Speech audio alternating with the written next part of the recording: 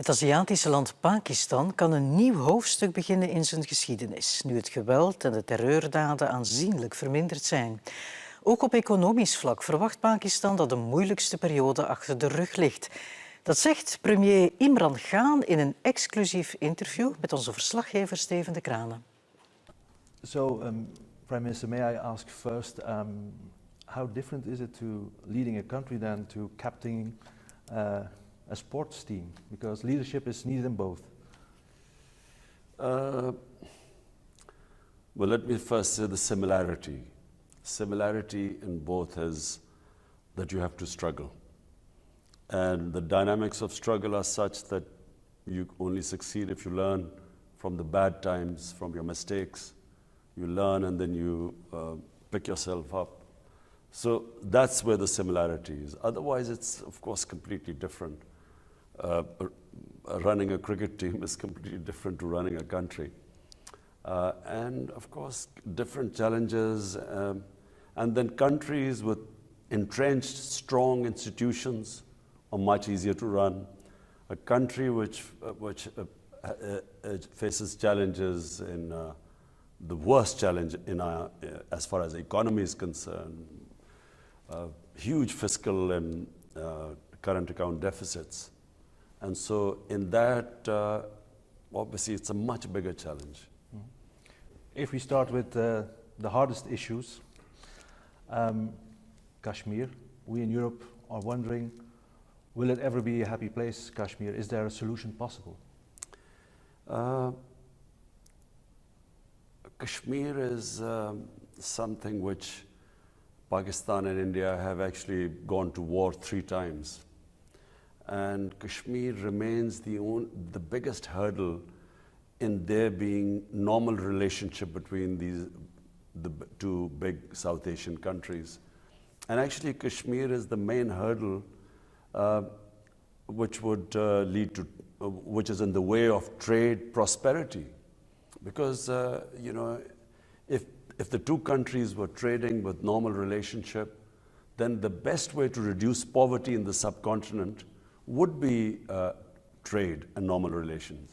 So Kashmir has a problem that has been very difficult to sort out because unfortunately, you know, India feels it's a stronger power, might is right, whereas the UN resolutions in way 70 years ago, according to them, the people of Kashmir had the right for self-determination. They were supposed to, through a plebiscite, decide their destiny. They wanted to go to India or Pakistan.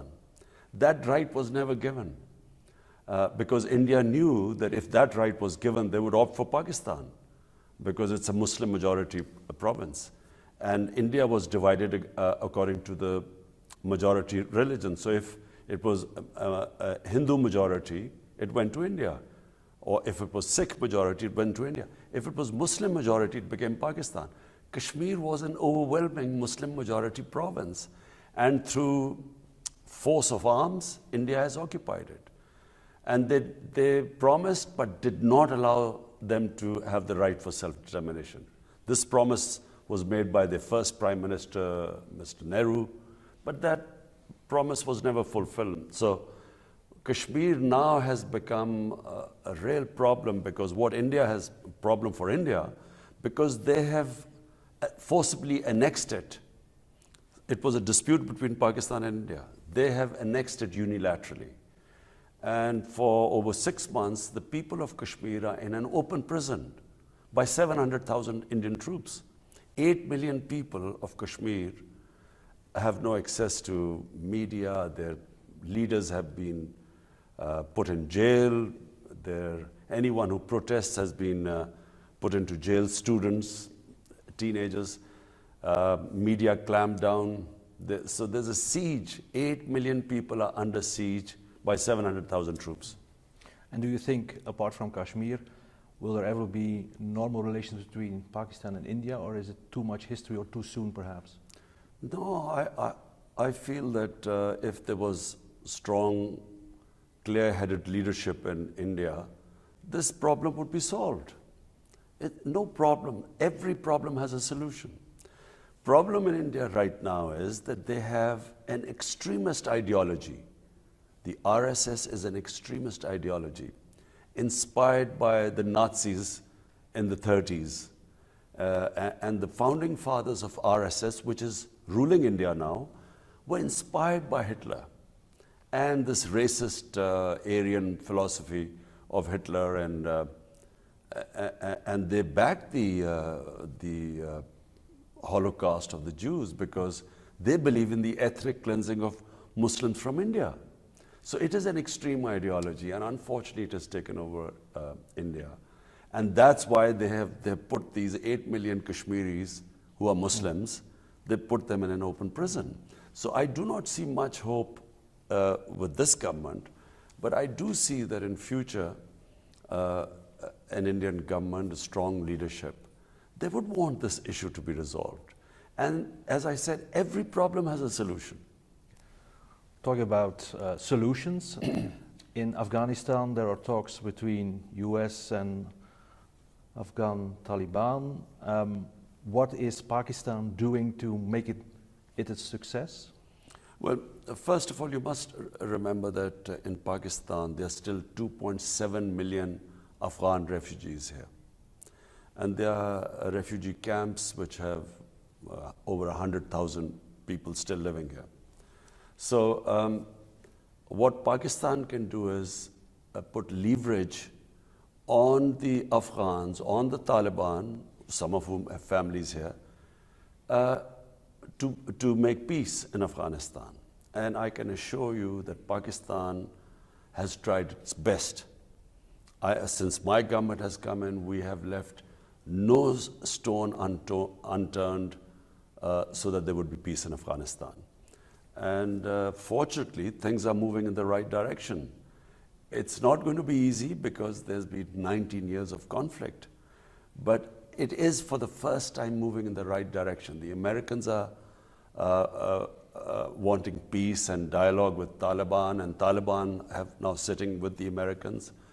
The next phase would be ceasefire, then possibly an agreement, if the ceasefire goes well, then an agreement, and then I guess the next phase would be the Taliban sitting with the Afghan government. Mm-hmm. And what about Pakistan? If you move to Pakistan, are the dark times over? Because there were some very hard years also for Pakistani people with terror-related incidents, bombings, shootings. Do you think that extremism is stamped out? You see, let me just explain what happened in Pakistan. So you need to know the history. In the 1980s, Pakistan was backing the Mujahideen, who were backed by the Americans and CIA and the Western countries, to fight against Soviet invasion of Afghanistan. So it was called the Afghan Jihad. So Pakistan backed the Afghan Jihad. A lot of the Mujahideen came from different countries to fight in Afghanistan. And this was all, of course, encouraged by Western countries and of course, backed by the Americans. And a lot of these groups were trained in Pakistan. So when the Soviets left Afghanistan in 1989, Pakistan and Afghanistan were left with these militant groups, these guerrillas, these different Mujahideen groups.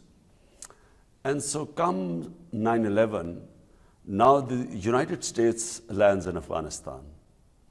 Now, the same groups who were told that jihad was a good thing against foreign invaders, because the United States came, they now were told that no, against the United States, because these are the good guys, it's terrorism.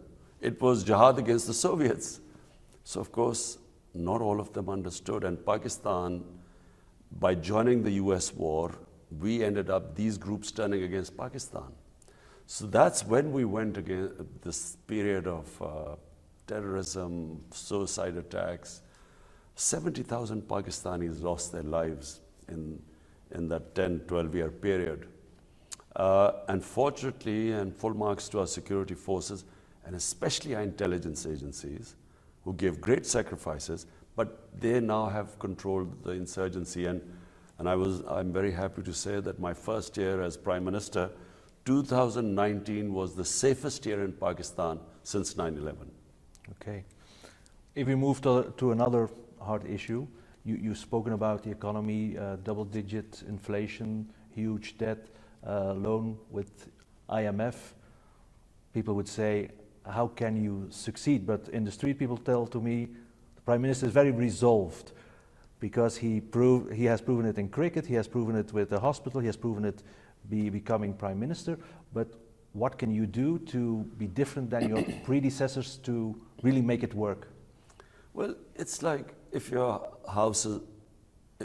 inherit a house which is bankrupt and their creditors coming to ask for their money back and their loans, and someone is coming for rent of the house, others are coming for the rent, you've rented a car or something. So for a while that house goes through a tough period.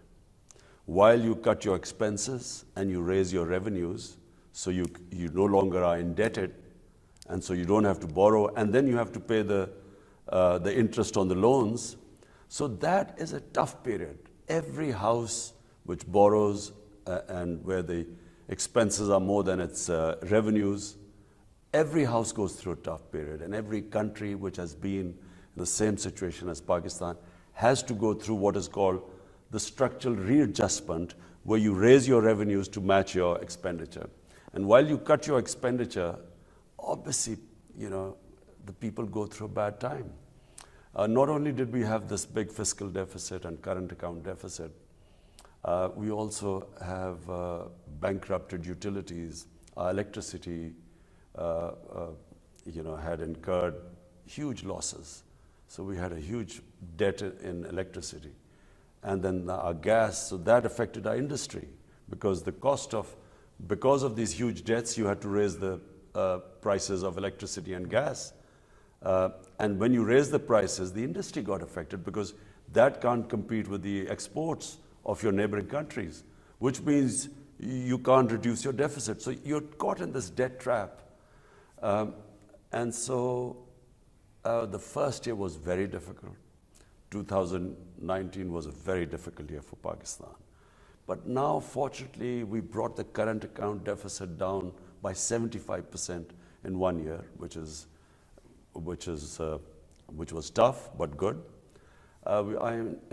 Exports are increasing, not that fast because the world at the moment, the economy overall in the world is slowing down. But we've cut down our imports. We've tried to work on our electricity sector so that we cut down the losses.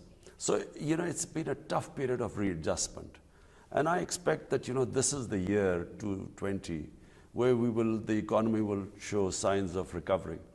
Yeah, because you've spoken about priority, lifting 100 million Pakistani out of poverty, new Pakistan. What is your vision for an ideal Pakistan? Which